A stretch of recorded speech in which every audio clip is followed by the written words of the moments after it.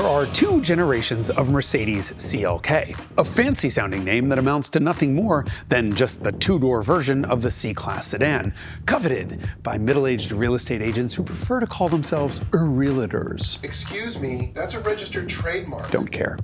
And that is where the story ends.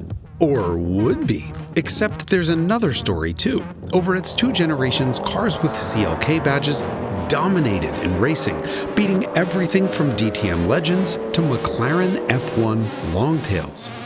And they form the basis for several of the most collectible, outrageous, awesome, and best driving cars in Mercedes' 140-year history. And yet somehow, none of that translated to the regular CLK's image whatsoever. This is the story of the Mercedes CLK, including the DTM AMG, the '63 AMG Black Series, and the breathtaking V12-powered mid-engine CLK GTR. I mean, if your real estate agent drives one of these things, buy whatever house they show you. I'm not a real estate agent, I'm a realtor. It's a different thing. Right.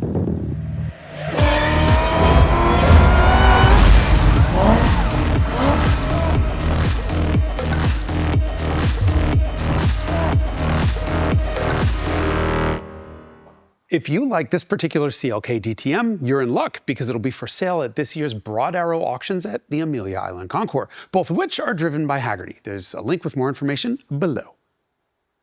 And if this thing looks like it was ripped right off the racetrack, it's because that's where the CLK story really took shape.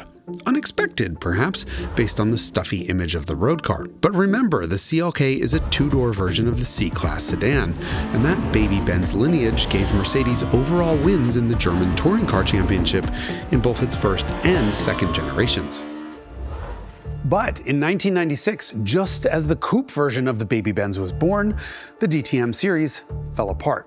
With nowhere to race the new CLK, Mercedes turns its racing efforts away from little old DTM and went straight for the big leagues. The target? The FIA GT Championship, where the CLK would battle directly with the Porsche 911 GT1 and the McLaren F1 GTR. The timeline was incomprehensibly short. Mercedes built an all-new race car in just 128 days. To get a head start, they bought a McLaren F1, ripped out the engine, swapped in a Mercedes V12, and then wrapped the whole thing in bodywork that made it look like the new CLK Baby Benz coupe. Somehow it all worked. Despite its short development, the CLK GTR ran to overall victory in the 1997 GT1 Championship, beating McLaren, Porsche, Lotus, and everything else in its path. For racing homologation, Mercedes was required to build 25 road-going examples of the CLK GTR. And we have one of those 25 cars in the studio with us here today. No, we don't. No one is stupid enough to give me one of those cars to drive, and besides, some of them are worth double-digit millions of dollars. How on earth would we even insure such a thing? Actually, it'd be easy. Revelations is driven by Haggerty, insurance made for drivers by drivers. Visit jasonsendme.com for a quote on your special car. After that 1997 victory, the racing CLK was back for 1998. This time, it was campaigned with Mercedes' 5-liter V8 instead of the V12, and it got a new name, the CLK LM for Le Mans, and that's exactly where it made its debut. Both of the CLKs retired early with mechanical troubles, but the CLK LM went on to compete, like its GTR predecessor, in the FIA GT Championship, where it won every single race, including 6 1-2 finishes. That is how you come out swinging for an all-new nameplate. The CLK's dominance was so complete that it killed off the entire GT1 racing series. But the baby Benz coupe's racing history doesn't end there, because the next year, the CLK really took off. And that's foreshadowing, because, The 1999 racing CLK was called the CLR, a silly name given its only target was to win Le Mans, unlike the CLK named after Le Mans. And the name didn't fly, but thanks to an aerodynamic problem, the car did. 3 times. Once in qualifying, once in practice, and once a couple of hours into the race. That final flight led Mercedes to pack up on the spot and go home.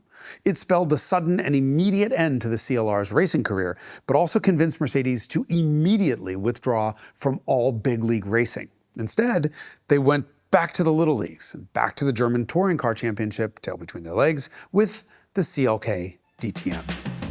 Certainly taking advantage of the experience gained in the GT program, the DTM raced for 3 seasons, winning the Drivers' Championship in 2 of them and the Teams' Championship in all 3. Meanwhile, for the road-going realtor in a rush, Mercedes introduced the CLK 55 AMG. This used the V8 from the CLK 430, just punched out from 4.3 liters to 5.4. It made 342 horsepower. Nuts for the day, despite the fact that it only had 1 camshaft per bank, just 3 valves per cylinder, and no variable valve timing. It was an old school hot rod. Keep it simple, stupid, and just keep adding displacement. And so it didn't really share all that much with the DTM cars, other than it being really fast. With a 5-second flat run to 60 miles an hour, this was the quickest accelerating car Mercedes had ever sold in America. The Monster 55 sold successfully as both coupe and cabriolet for several years, and when the first CLK came to the end of its run, Mercedes got a little adventurous with its replacement. We finally come to the second generation CLK, which once again was the 2-door coupe or convertible version of the C-Class, this time the W203. The cars look similar, but the way to tell them apart is the headlights. The first one has 4 individual headlights. The second one I call the Mr. Peanut generation because its headlights look like a peanut.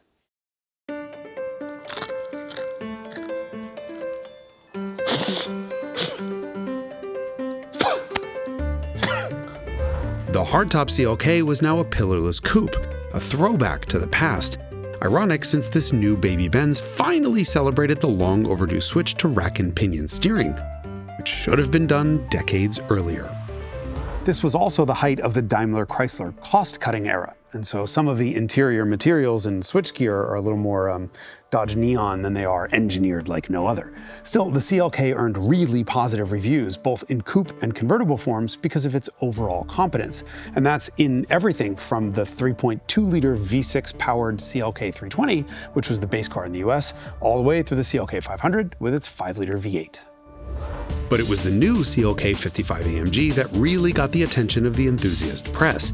It looked less realtor than the lesser models, with an aggressive front apron and a rear spoiler that cut lift by 50%. But once again, the centerpiece was the M113 V8 under its hood.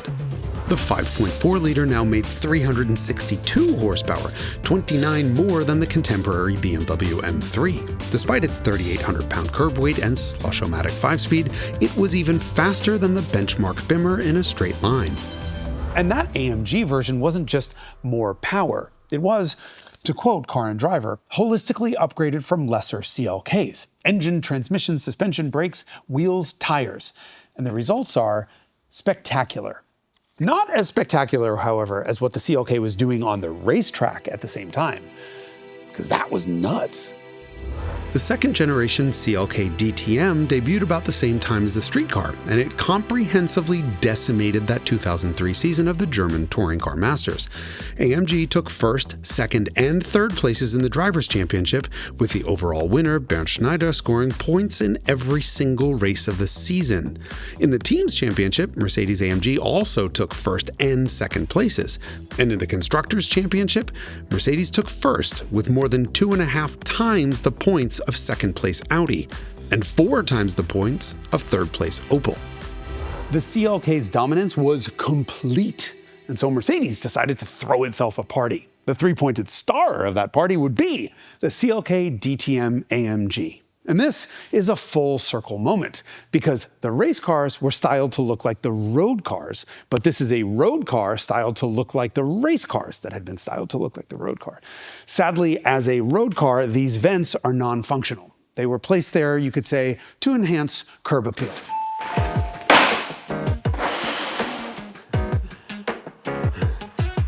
Obviously, the first thing you notice is the stance. Thanks to the flares, the body is 2.4 inches wider, and almost everything you see is made out of carbon fiber. The wheels are pushed out massively. It has front and rear tracks that are 3 and 4 inches wider than even the CLK 55 AMG. And then it's slammed. It rides 2 inches lower than that car. Although that's easy to adjust because it rides on height-adjustable coilovers. It also has beefed up hubs and drive shafts and uniball joints that replace rubber bushings for less compliance. The wheels are enormous. At a time when the regular CLK 55 used 17s or 18s, these are 19s up front and 20s in the back. Under the hood wasn't the regular M113, the 5.4-liter V8 that was in all the other small 55 cars. This is an M113K. K stands for Kompressor, the German word for supercharger. And this was a force-fed beast so nuts that it won the International Engine of the Year award. However, in this car, this has to be the loudest Mercedes-Benz ever produced. It has long tube headers. It sounds, in the literal sense of the word, unbelievable.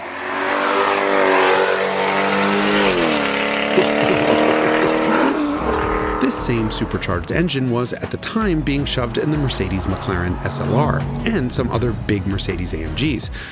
But this isn't either of them, it's its own version, with a stiffer crankcase and forged pistons to withstand both a high compression ratio and 12.3 pounds of boost from the supercharger, which was now allowed to spin to 23,000 RPM. The result? Well, the already insane regular CLK 55 AMG's 367 horsepower jumped to 582 horsepower. And then its 376 pound-feet of torque jumped to an idiotic 590 pound-feet of torque. To put that into perspective, by the time this engine was at a lazy 2,000 RPM, it was already making double the torque of the M3 at its peak. To call this a quick car would be an insult to its flared fenders. Mercedes quoted a 0 to 62 time in very conservative 3.9 seconds, and that was 1.2 seconds quicker than the already nuts CLK 55 AMG. The DTM coupe needed to be electronically restrained to 199 miles an hour, either so it didn't take off airborne, like this, or so that it didn't step on the toes of the SLR McLaren and its 207 mile an hour top speed. The convertible, on the other hand, was limited to just 186 miles an hour, but that was enough to earn it the title of the world's fastest open-topped 4-seat car.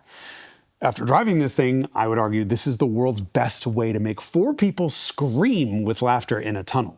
But the seating is the big functional difference between the coupe and the convertible. The coupe was strictly a 2-seater with carbon buckets up front and racing harnesses, where the convertible has carbon buckets but regular old seatbelts to give you access to 2 more seats in the back, made, of course, out of the weavy stuff. As were the door panels, and the rest of the interior was a combination of off-the-shelf CLK parts with bespoke DTM-inspired controls. All cool details, but this car's calling card was the driving experience, which could best be described as fast, loud, sideways, and fun. Summarized by veteran British motoring journalist Andrew Frankel, it was set up to slide, and in a most un-Mercedes way, to do so even with the stability control switched on fully. Of all the modern Mercedes I've driven in the 36 years I've been at this job, it remains the most fun.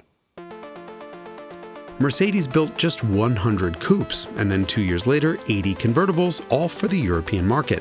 They sold out immediately to F1 drivers and well-heeled collectors. It was as outrageously expensive as it looked, with an original price of more than $300,000. But that bought you one of the most awesome Mercedes Benzes of all time.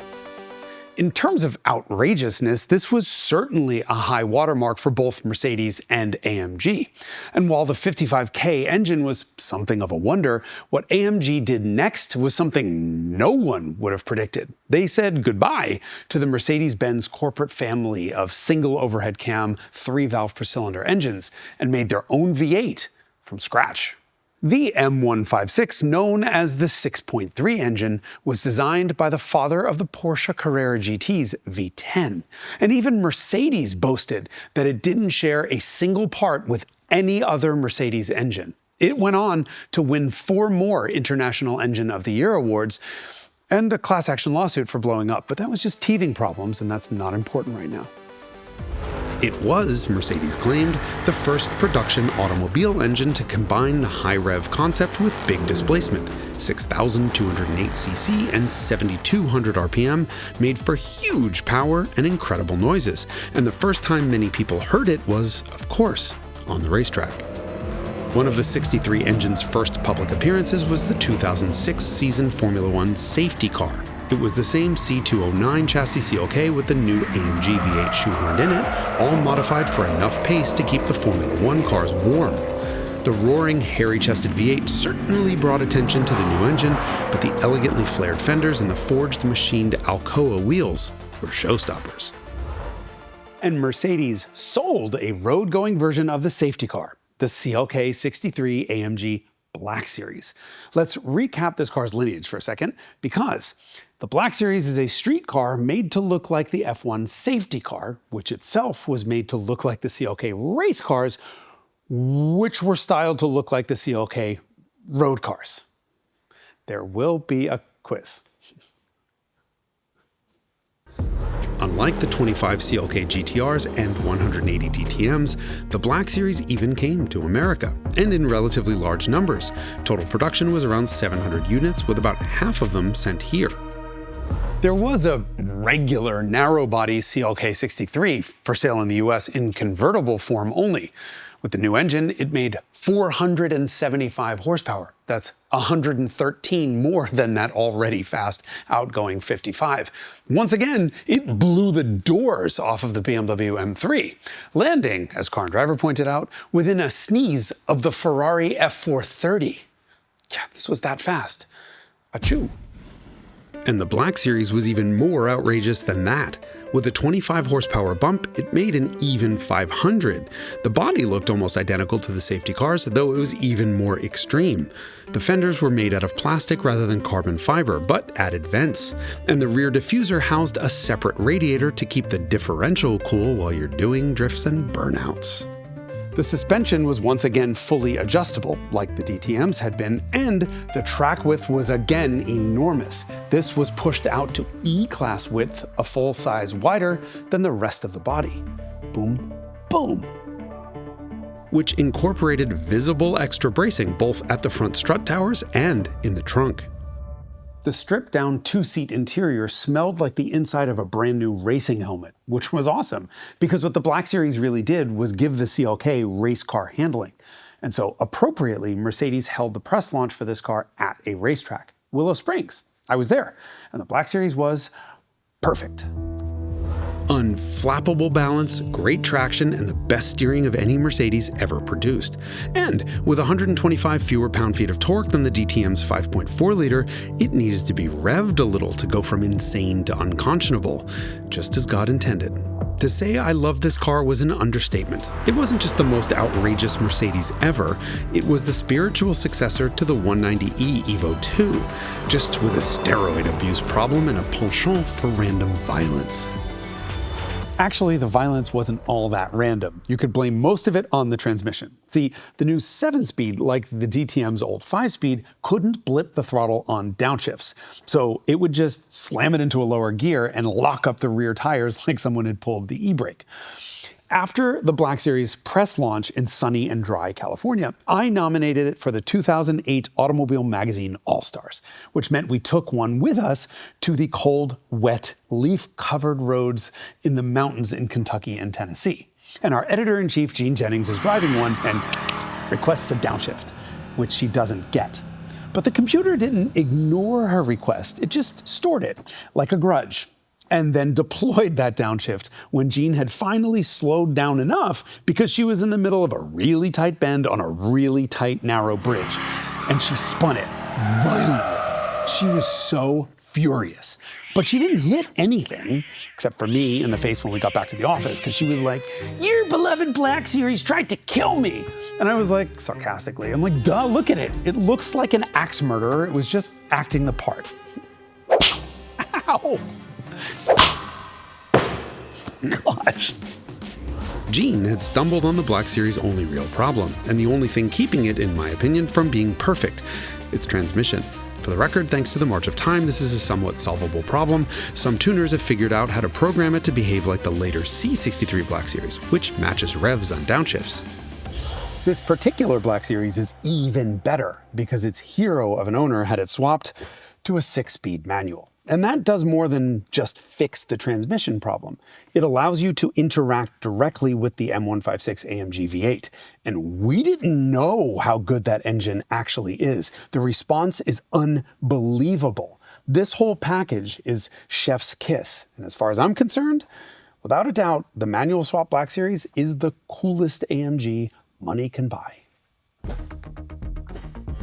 There's just something about a lunatic Mercedes. It's the contradiction between its luxury cars being so serious and its race cars being so outrageous.